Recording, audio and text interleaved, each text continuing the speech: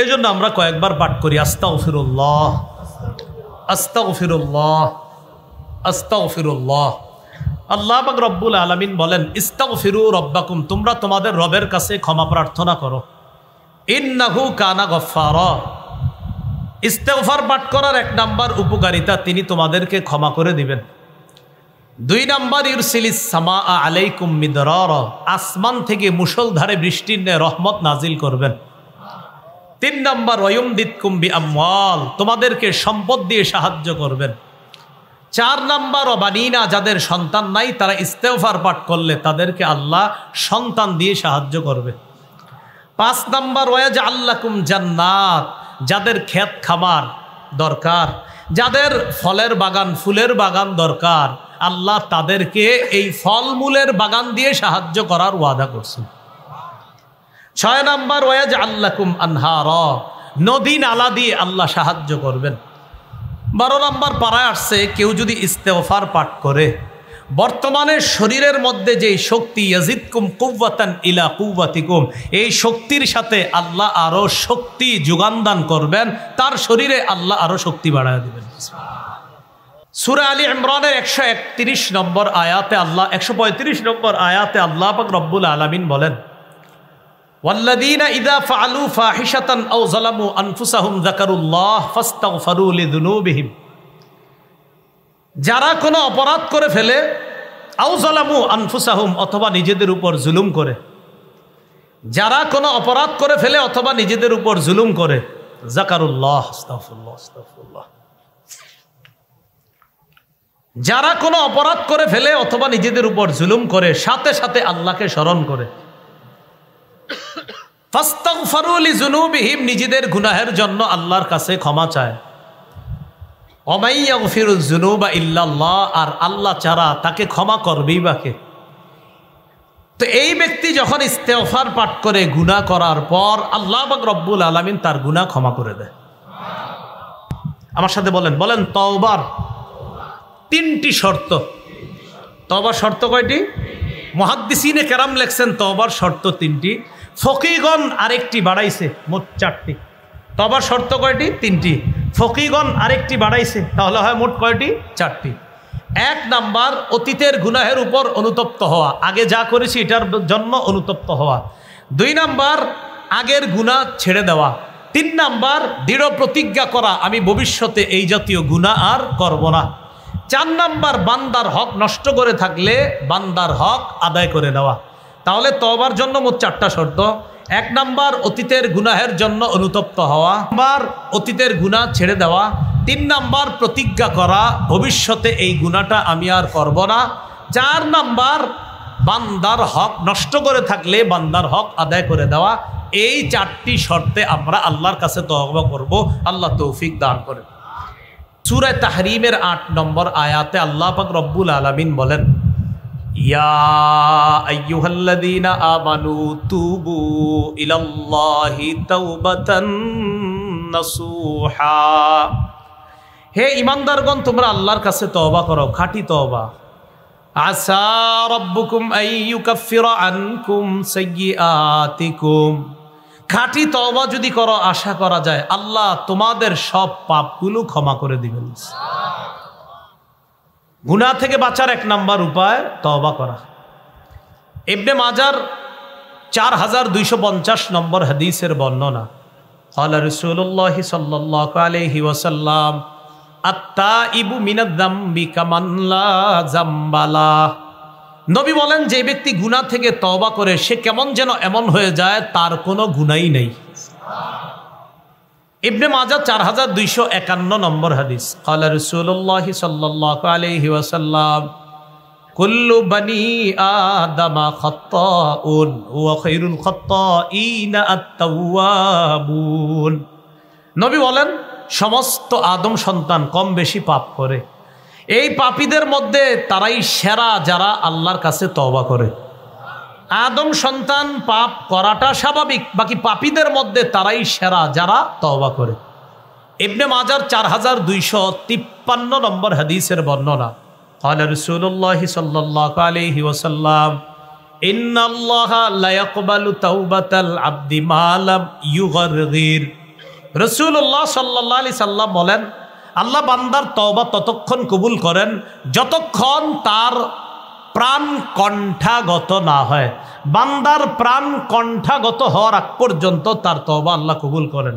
বান্দার প্রাণ কণ্ঠাগত হওয়ার আগ পর্যন্ত তার তওবা আপনি কবুল করেন, আল্লাহ কবুল করেন। এজন্য আপনারা একটা বুদ্ধি করবেন, সেই বুদ্ধিটা হলো খালি অপরাধ করতে থাকবেন আর অপেক্ষা থাকবেন আমার প্রাণটা যখন এই জায়গায় চলে আসবে তখন তওবাটা করে নিন। নাকি বিষয়টা এমন? কারণ আপনারা তো জানেন কবে এরকম হবে।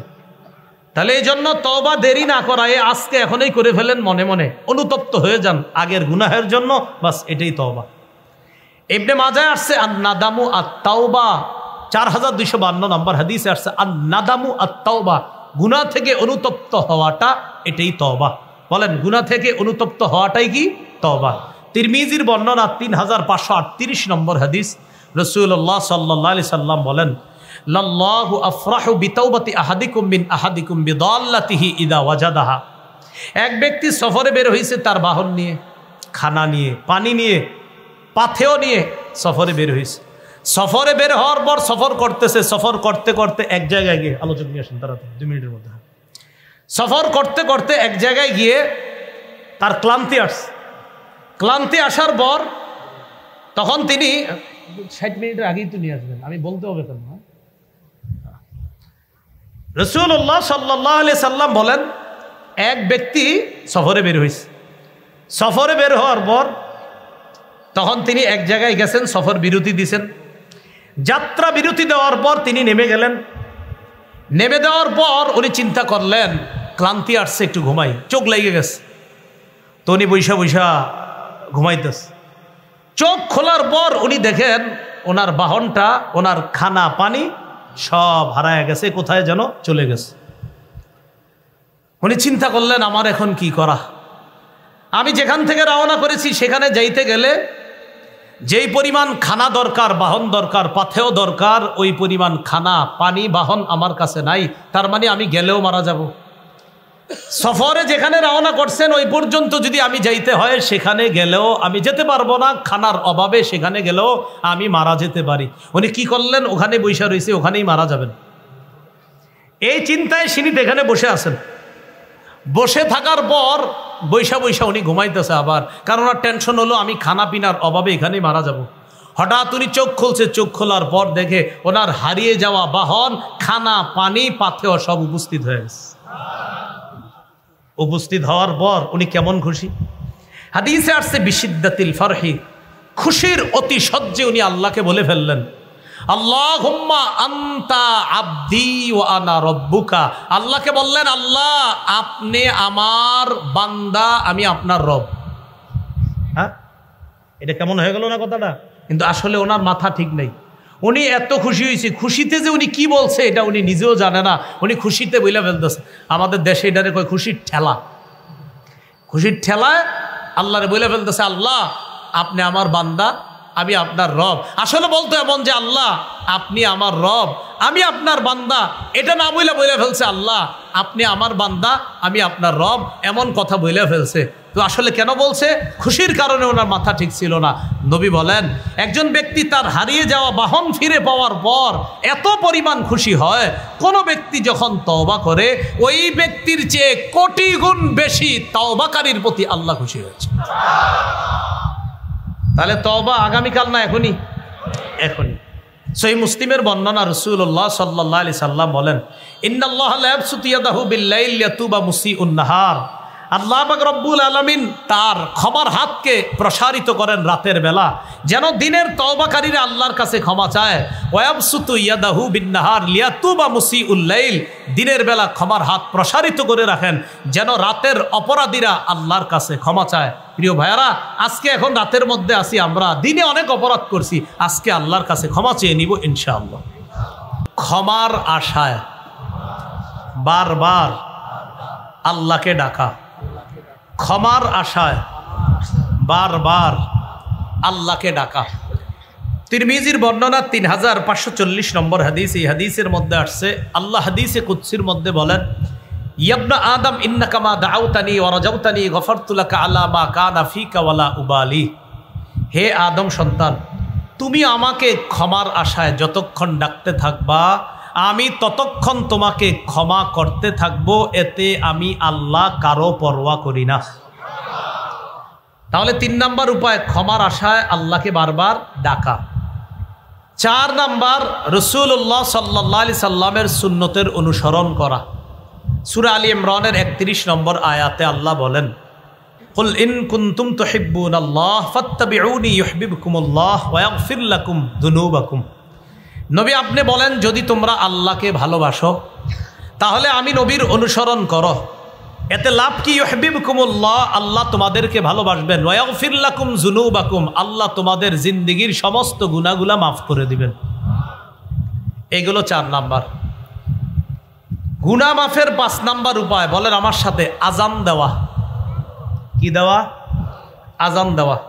আবু দাউদের বর্ণনা 516 নম্বর হাদিস, রাসূলুল্লাহ সাল্লাল্লাহু আলাইহি সাল্লাম বলেন, আল মুআদ্দিনু ইউগফারু লাহু মাদা সাউতিহি, মুয়াজ্জিনের আজানের আওয়াজ যেই পরিমাণ দূরে যাবে এই পরিমাণ পর্যন্ত মুয়াজ্জিনকে ক্ষমা করে দেওয়া হবে।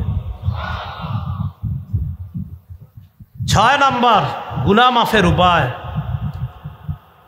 2 রাকাত নামাজ পড়া। বলেন কয় রাকাত নামাজ পড়া?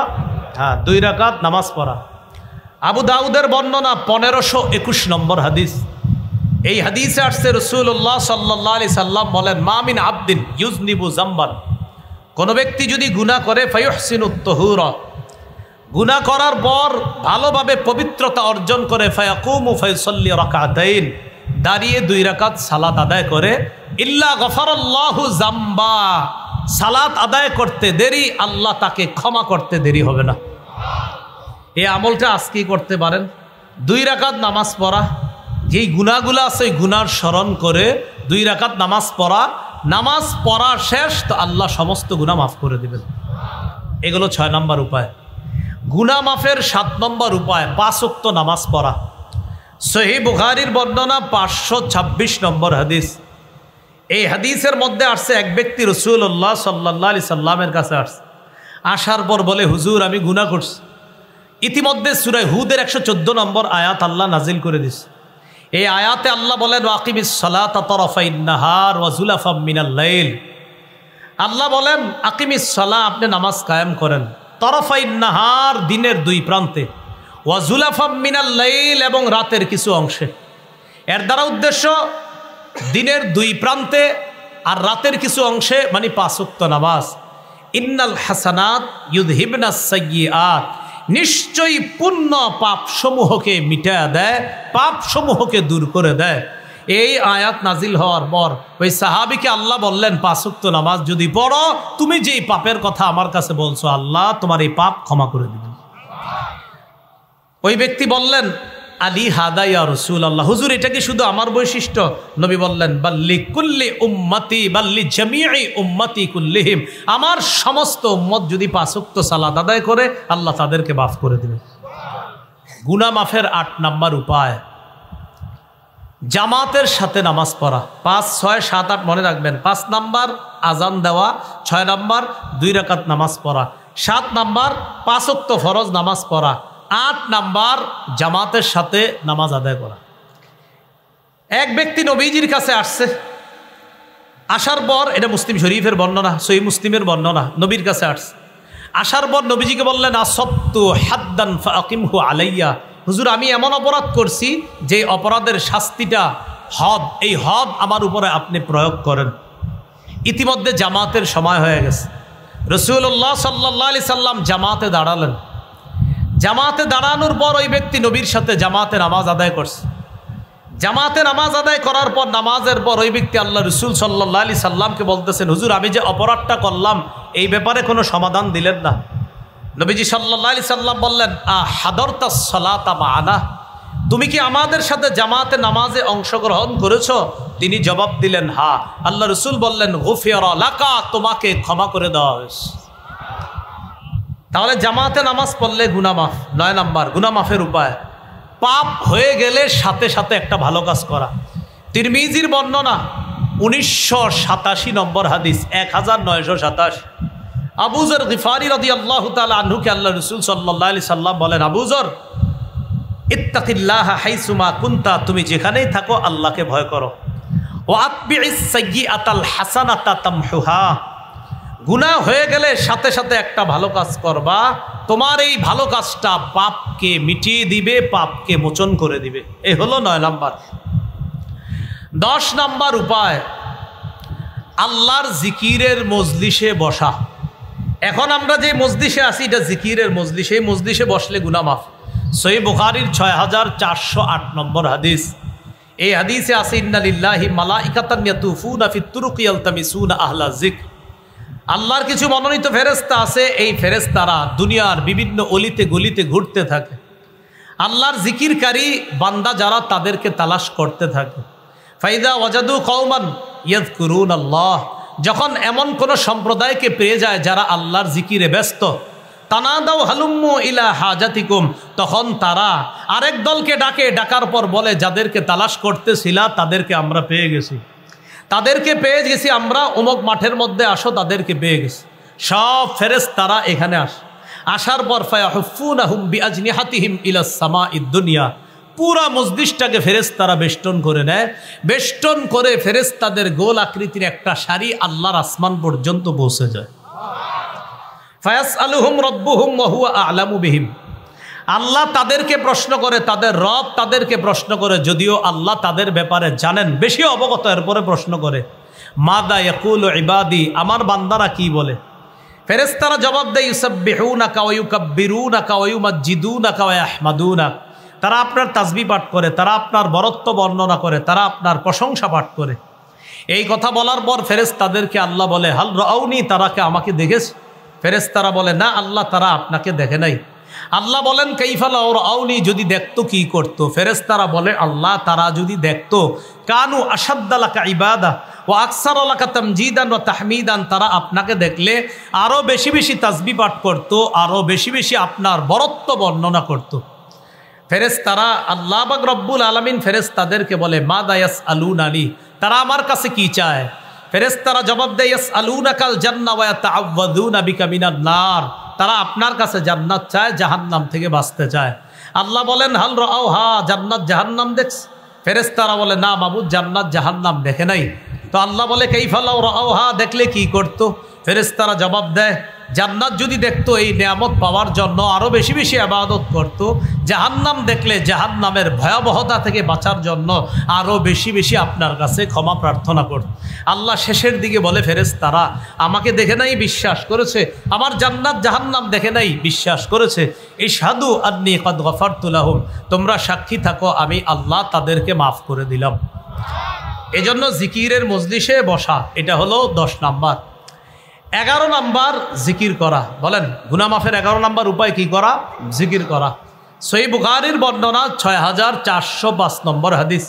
এই হাদিসে আসছে রাসূলুল্লাহ সাল্লাল্লাহু আলাইহি সাল্লাম বলেন মান ক্বালা ফিল ইয়াউমি মিআতা মাররা সুবহানাল্লাহি ওয়া বিহামদিহি, মান ক্বালা সুবহানাল্লাহি ওয়া বিহামদিহি ফিল ইয়াউমি মিআতা মাররা, কেউ যদি দিনে 100 বার সুবহানাল্লাহি ওয়া বিহামদিহি পড়ে, একদিনে কয়বার? এটা 100 বার। কয়বার পরে? 100 বার কি পরে? সুবহানাল্লাহি ওয়া বিহামদিহি হুত্তাত খাতায়া ওয়া ইন কানাত মিসলা জাবাদিল বাহরি, সমুদ্রের ফেনা পরিমাণ গুনাহ যদি হয় তার এই গুনাহ ক্ষমা করে দেওয়া হবে। এই হলো গুনাহ মাফের 11টা কারণ আমরা জানলাম। প্রথম অংশে গুনাহ সম্পর্কে জানলাম আর গুনাহ মাফের উপায় জানলাম। আল্লাহ আমাদের সকলকে যে কথাগুলো জানলাম বললাম আমরা সবাই যেন আমল করতে পারি, আল্লাহ তৌফিক দান করেন। আমিন ওয়া আখিরু দাওয়ানা আলহামদুলিল্লাহি রাব্বিল আলামিন। আসসালামু আলাইকুম ওয়া রাহমাতুল্লাহ।